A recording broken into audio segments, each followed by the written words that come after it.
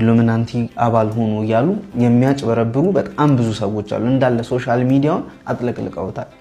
በጣም ብዙዎቻችሁ ገጥሟችሁ ይሆናል $50,000 ተላከ እዚህም ያን ሙሉ 50,000 ብሩን ተመንዝሮ ለወንድሜ ተሰጠው ምናምና መነጋገር ጀመሩ እሱ ምንም የለውም እሷ ግን በጣም አላት ሀብታም ሆናለችና ለስነ ስርዓቱ ለምናምን ሲባል ወደ አሜሪካ ሄዳል ማለት ነው ወደ አሜሪካ ከወሰዱት በኋላ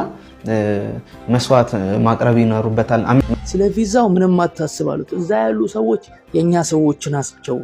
ስለ ቪዛው ድንገት እዛ እንኳን ችግር እንኳን ቢኖር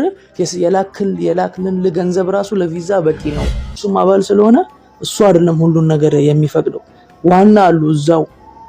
አሜሪካ ውስጥ ፍቃድ የሚሰጡት ማለት ነው እንግዲህ ብዙዎቻችሁ ደግሞ ኢሉሚናንቲ ምንድነው ልትሉ ትችላላችሁ ኢሉሚናንቲ ማለት ሉሲፈርን አምላካችን አባታችን ብለው የሚያመልኩ የተወሰኑ ቡድኖች ማለት ነው ልክ $100 ልኮ $50,000 ሲቀበል ይሄ ነገር ትክክለኛ ነገር እንደሆነ አውቋል $50,000 ተከፍሎት ኢሉሚናንቲ በመሆን ከኢትዮጵያ ወደ አሜሪካ ወስደውት ያው ብዙ አጭበርባሪ ኢሉሚናንቲዎች አሉ በየሶሻል ሚዲያው ላይ በተለያዩ ቦታዎች ላይ በጣም ብዙ አሉ ይሄ ግን $50,000 ከፍለውታል በኢትዮጵያ ብር ተመንዝሮ አካውንቱ ላይ ገብቶለት በመቀጠልም ቪዛ በስነ ስርዓት እንዲሰጠው ተደርጎ የአሜሪካ ቪዛ አግኝቶ ወደ አሜሪካ ከሄደ በኋላ